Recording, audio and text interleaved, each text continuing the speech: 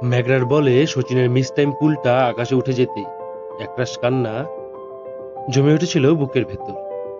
ততক্ষণে বিজয় উল্লাসে মেতে উঠেছেন পন্টিং গিলিরা। ভেজা চোখের সামনে সচিন ফিরছেন তখন।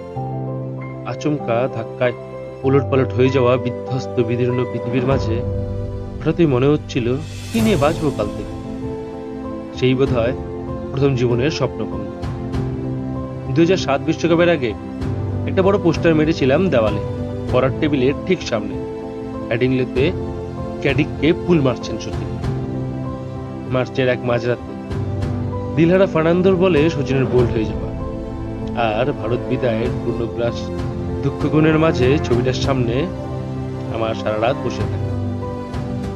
দুঃখ, রাগ, ক্ষোভ সবটা শব্দ হারিয়ে আশ্চর্য এক ঘোরের মধ্যে নিয়ে গিয়েছিল আমার।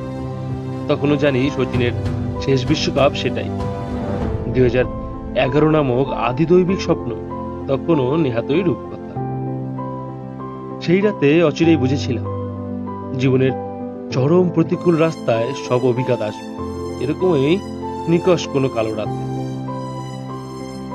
2011 বিশ্বকাপের ফাইনালে সন্ধ্যায় সচিনের সামান্য ব্যালেন্স চ্যুতি আর মালিঙ্গার বিজয়ের লাশ।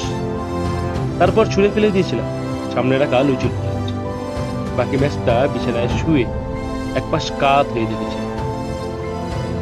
ম্যাচ শেষে সচিন যখন বিশ্বকাপে স্নেহ চুম্বন করছে, তাকে নিয়ে ঘোরানো হচ্ছে পুরো ওয়াংখেড়ে, তখনই কেবল মনে হয়েছিল জীবনের প্রকৃতির মতোই বহু রুক্ষতার পর এইভাবেই হয়তো বসন্ত আসে। বহু দীর্ণতার পর নিমেষেই ঘুচিয়ে দিয়ে যায় সব কাঠিন্য। ঘোর নাস্তিক আমার ঈশ্বর বিশ্বাসও বোধহয় সেদিনই শুরু। এ তো গেল নির্দিষ্ট কয়েকটা মুহূর্ত, যার পুরো পৃথিবীটা জুড়েই শুধু শচীনময়। শুধু কয়েকটা মুহূর্ত তা বর্ণনা করতে পারে না।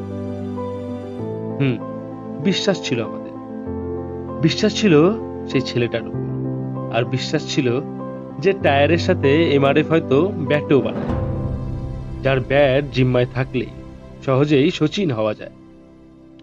কৈশোরের ধুলোভরা মাঠে অকারণেই সূর্যের দিকে তাকানো ছিল।